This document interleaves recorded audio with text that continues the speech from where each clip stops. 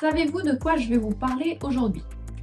Je vais vous conseiller, vous partager quelques idées à mettre en place pour votre entreprise pour attirer de nouveaux clients.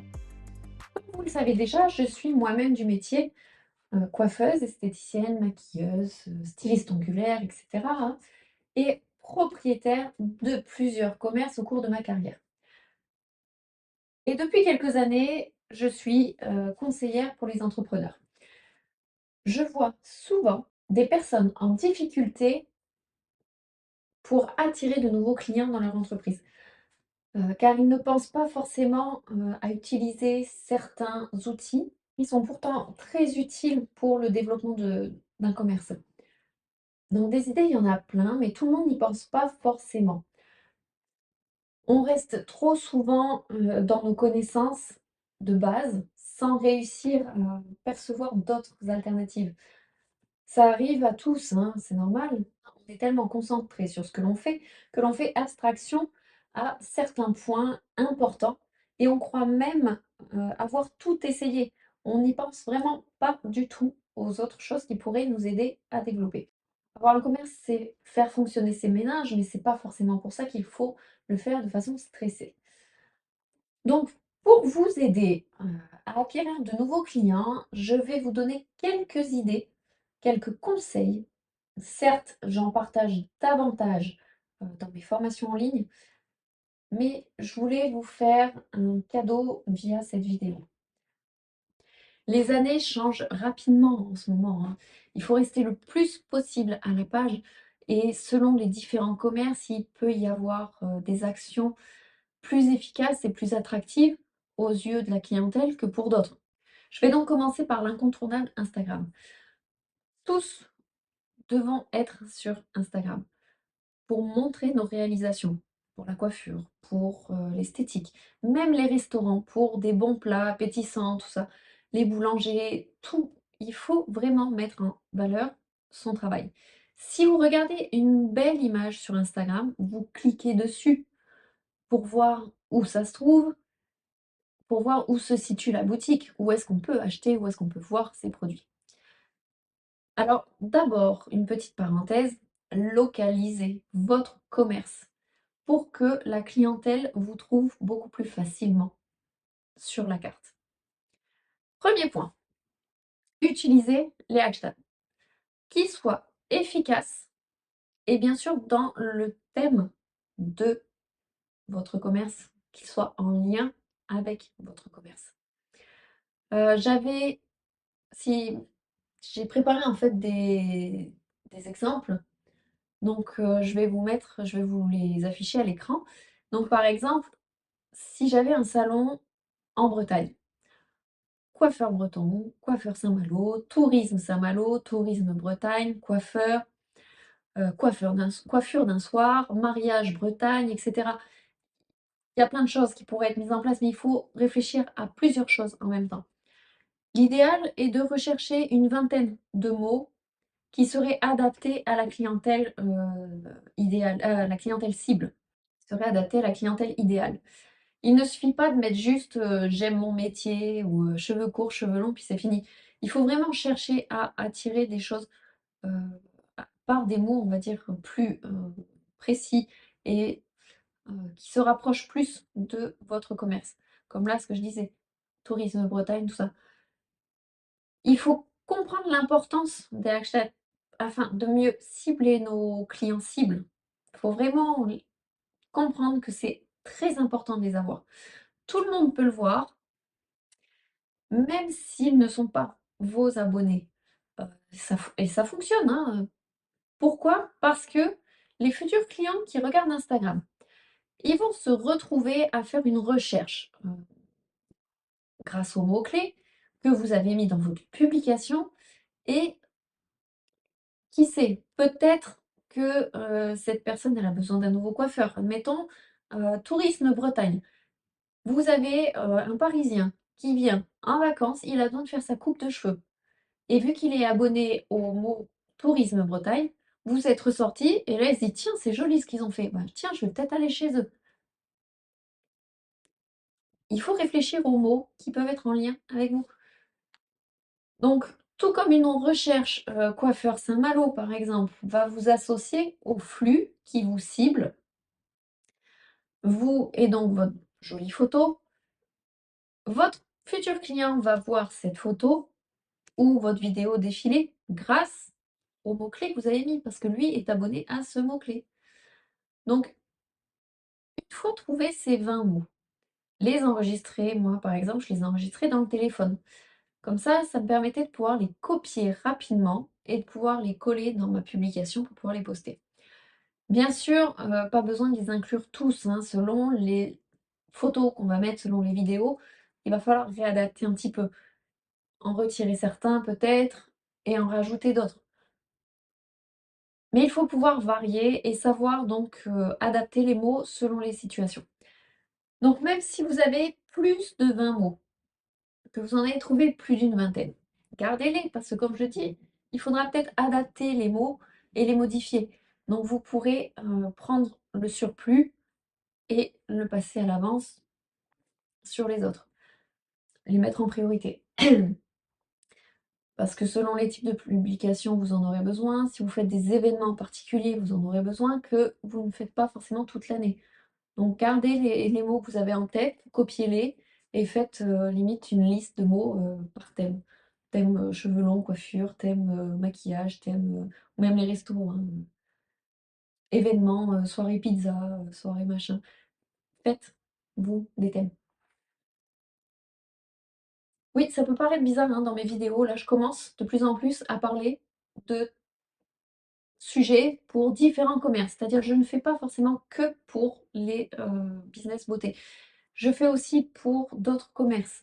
Donc c'est pour ça qu'on peut m'entendre parler de différents, exemples de commerces, comme là, boulanger, restaurant, coiffeur, c'est ceux qui reviennent le plus souvent, hein, c'est pour ça.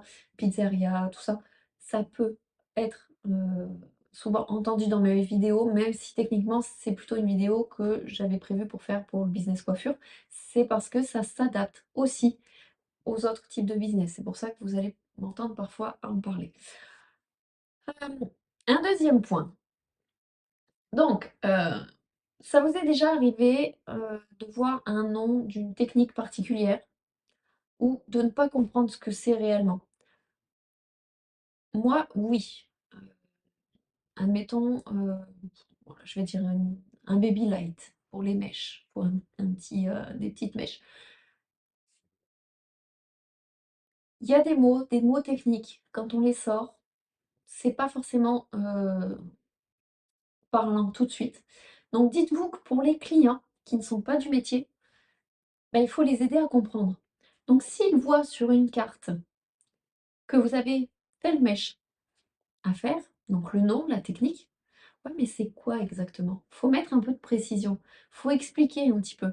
Et donc, vu qu'en ce moment, c'est, l'explosion des vidéos sur les réseaux sociaux, franchement, c'est le moment d'en profiter. Pourquoi ne pas faire des vidéos pour que les clients en apprennent un peu plus sur ce que l'on fait comme service, sur ce que l'on propose dans nos commerces? Quelle sera la particularité de cette technique ou de cette recette ou de qu'est-ce que ça va faire de différent par rapport à une autre? Parce que ça a un nom technique, on ne le sait pas forcément, on ne sait pas vraiment ce que c'est quoi réellement? Eh ben, faites une vidéo et parlez-en. Ça va vous aider à,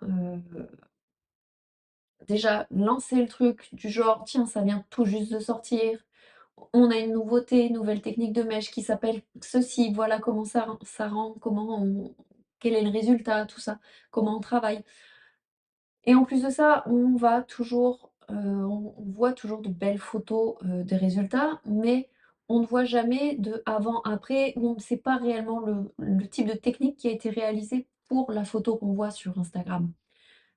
Et ça, c'est dommage. Souvent, on voit les photos, tiens, belle technique de mèche, cheveux blonds.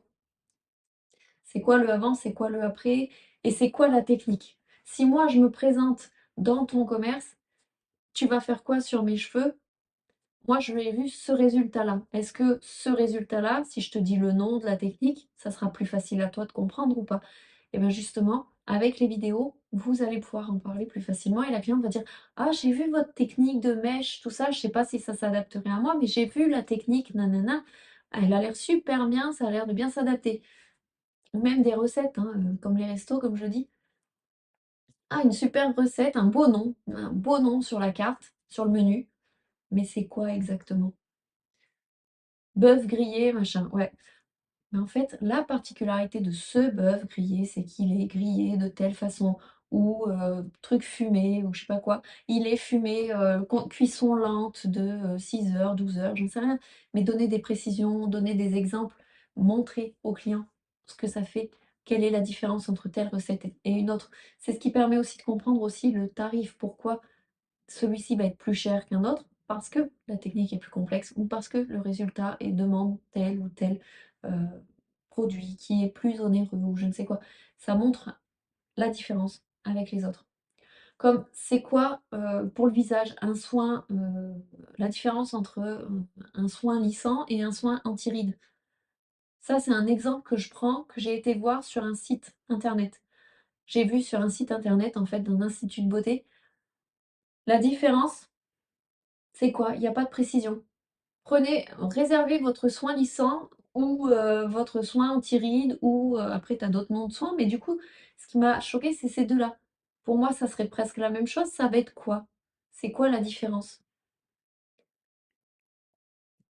Et pourquoi pas, par la même occasion, offrir un conseil, de préparation avant que les clients viennent? Par exemple, en coiffure, vous voulez venir, enfin en institut. Si vous venez pour la première fois, ne vous inquiétez pas.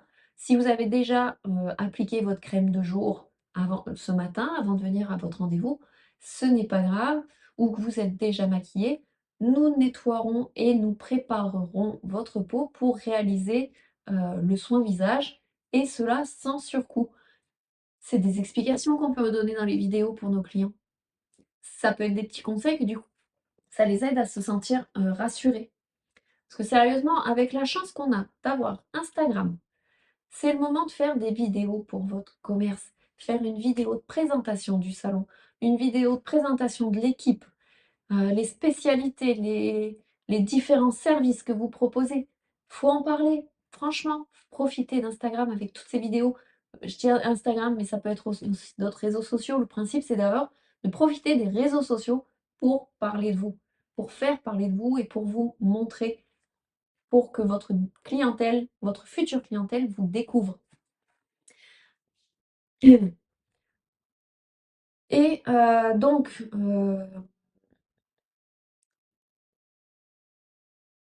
du coup, bah, en fait, il y a l'embarras du choix, hein, pour tout ça. Il y a 50 000 sujets que vous pouvez faire. Et donc, pourquoi faire cela? Pour éduquer la clientèle, dans un premier sens, parce qu'elle va apprendre à savoir ce que c'est réellement. Elle va connaître les mots plus facilement. Elle va mieux réussir à vous poser les questions ou à vous expliquer ce qu'elle a vu ou ce qu'elle veut. Ensuite, ça va l'amener à venir chez vous sans inquiétude. Elle va être rassurée parce qu'elle va savoir à quoi s'attendre. Parce que bien souvent, en institut de beauté, on doit passer en cabine pour faire un soin visage ou autre, mais on ne sait pas vraiment comment ça se passe. On a juste vu une petite photo qui cadrait un petit peu la cabine, mais on n'en sait pas plus. On ne sait pas trop comment ça se passe, on ne sait pas est-ce qu'on nous donne une serviette de bain, un peignoir, quelque chose?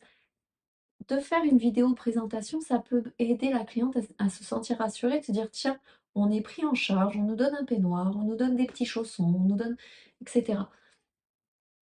Donc ça leur permet de les rassurer et en même temps de les éduquer, de savoir comment ça se passe chez vous. Elle sait déjà, ce qui pourra être réalisé, elle a confiance en vous, même si c'est sa première visite dans votre institut, dans votre commerce. Et pour les motiver, pourquoi ne pas faire une vidéo sur les on-dit? Genre, on dit que les machines UV, c'est mauvais pour la peau. Faux. Si on n'en abuse pas, ce n'est pas mauvais. Au contraire, ça aide, ça prépare la peau en douceur pour s'exposer au soleil sans risquer, de choc pour les cellules de la peau, et cetera. C'est un exemple, mais pourquoi les produits pro sont-ils meilleurs que la grande distribution ou la pharmacie, et cetera? Donnez des explications. éduquer vos clients. Parce que la plupart du temps, ils ont des a priori et ils ne savent pas réellement ce qui est, le vrai du faux. Ils n'arrivent pas à faire la différence. Donc ça peut vous aider à le faire grâce, à vos connaissances. Vous pouvez vous permettre d'éduquer votre clientèle et au passage, certains membres de l'équipe aussi, parce que certains ne savent pas tout non plus. Et comme par exemple, comment utiliser à la maison, les produits que vous vendez dans votre commerce? Comment faire pour s'en servir? Laissez-vous tenter et si vous n'êtes pas à l'aise devant la caméra, c'est pas grave, ça viendra au fur et à mesure, ça viendra avec le temps. Regardez la différence entre mes premières vidéos et mes dernières vidéos. C'est pas la même chose, j'ai pas le même rythme, j'ai pas la même, intonation de voix, je suis plus dynamique, tout ça. Donc si on n'est pas satisfait, on peut recommencer les vidéos, c'est pas grave. Et un jour, on fera, des vidéos qui seront de mieux en mieux et pourquoi pas des vidéos en live. Pour ce qui est de se filmer, de parler, tout ça en public, je vais faire une autre vidéo. Vous pourrez voir une autre vidéo qui pourra vous aider à passer ce trac, de se filmer. Un troisième point, pourquoi ne pas, chercher des ambassadeurs? Vous avez forcément des clients qui pourraient correspondre en fait au rôle d'ambassadeur pour votre entreprise. Les ambassadeurs en général, en fait, je conseille, c'est de sélectionner des clients qui vous adorent vous et votre entreprise, hein. Souvent, ils parlent déjà de vous à d'autres personnes. Ils cherchent à vous faire de la bonne publicité, déjà, en temps normal. Donc pourquoi ne pas les recruter en tant qu'ambassadeurs? Quoi de plus facile en plus pour promouvoir un salon que, de prendre quelqu'un qui aime déjà parler de vous? Choisir parmi les clients qui ont une communauté, si possible, déjà importante sur les réseaux sociaux, ça peut être un gros avantage pour vous, que vous suivez déjà certainement, j'espère. Leur demander si, en échange de promouvoir votre salon, de promouvoir, les services que vous faites, en faisant de la bonne publicité, je précise bien de la bonne publicité sur les réseaux sociaux, heu, s'ils désirent être rémunérés ou s'ils souhaiteraient obtenir des services, heu, gratuitement, en échange de, la publicité qu'ils font pour vous. Et je précise bien, hein, de la bonne publicité, pour être sûr en fait, d'avoir une bonne communication, que ce soit pas, mal fait ou mal présenté et que, au final, ça fasse fuir les clients. D'ailleurs, rien ne vous empêche d'encadrer le type de communication qu'ils devront faire pour vous, qu'ils devront effectuer. Moi-même, pour l'un de mes commerces en ligne, parce que moi j'ai un commerce en ligne, j'ai des ambassadeurs, j'ai des personnes qui font de la communication pour mes produits. Eh bien, quand je choisis, des ambassadeurs, je discute avec eux de ce qu'ils doivent poster et si le post n'est pas satisfaisant ou insuffisant, parfois c'est trop peu ou trop court, eh ben, on en rediscute pour refaire une nouvelle publication, pour recadrer un petit peu tout ça, pour être sûr que ce soit fait correctement. Parce qu'en échange, je leur fournis des produits gratuitement. Donc, s'ils veulent obtenir leurs produits, OK, mais dans ce cas-là, faites la communication correctement. Ben là, c'est pareil pour vous. Il faut que ça communique correctement pour que, la pub soit bien faite et que vous, vous ayez, de la nouvelle clientèle qui arrive grâce à eux et que vous puissiez dans ce cas-là les rémunérer par le moyen que vous avez choisi ensemble, d'un commun accord. C'est comme un principe de parrainage en fait, mais en mode réseaux sociaux. Je ne sais pas si vous vous souvenez, pour certains peut-être pas trop, si vous êtes plus jeune, mais avant, même encore maintenant, ça existe encore, dans certains endroits, il y a des cartes de parrainage. Tu donnes ta carte à quelqu'un, la personne te conseille et cetera. Ça donne des points à l'un et à l'autre ou des remises et cetera. Et ben, c'est le même principe, c'est le principe de parrainage. C'est quelqu'un qui parraine les autres. Il dit: «Tiens, viens dans le nouveau salon, je fais de la pub, je te conseille tel endroit, je te conseille un nouveau resto, c'est de la pub que je fais pour tel endroit, j'y suis déjà allée, je suis satisfait d'aller chez eux», tout ça. Donc tu peux me faire confiance, tu peux y aller. Eh bien, il faut, en profiter et ça serait dommage de passer à côté de ça. Donc aussi attention, hein, l'ambassadeur, il faudrait hem, qu'il soit actif en fait sur les, réseaux et qu'il ait quand même, beaucoup d'abonnés, de préférence. Mais faites gaffe parce que certains, beaucoup d'abonnés, mais ils ne postent rien. Il y a jamais rien sur leur post ou peut-être, 2 posts, sur un an et dans ce cas-là, c'est pas les personnes que vous recherchez. Vous cherchez des gens qui sont actifs réellement sur les réseaux. Donc ça sert à rien non plus de choisir des personnes qui, ont beaucoup d'abonnés parce que, la plupart du temps, ils ont des abonnés, mais certains, ils payent, ils achètent les abonnés. Donc faut faire attention à ça aussi et donc l'intérêt, c'est d'avoir beaucoup de retours, beaucoup de commentaires. Donc s'il y a pas beaucoup de retours, s'il y a pas beaucoup de commentaires sur, leurs posts aussi, c'est pas forcément intéressant pour vous dans ce cas-là. Voilà, c'est la petite parenthèse. Donc on s'arrête là pour cette vidéo. Très prochainement, vous aurez la suite, donc disponible en ligne. J'ai d'autres exemples à vous, partager, mais je l'ai coupé en 2 parce que ça fait quand même des vidéos qui sont quand même assez longues, donc ça vous permet de les regarder en 2 temps. Donc ne ratez pas les prochaines vidéos, abonnez-vous, hein, pour ne pas rater la suite et si vous aimez, bah, partagez, likez. On se retrouve bientôt, pour d'autres idées pour attirer les nouveaux clients dans votre entreprise.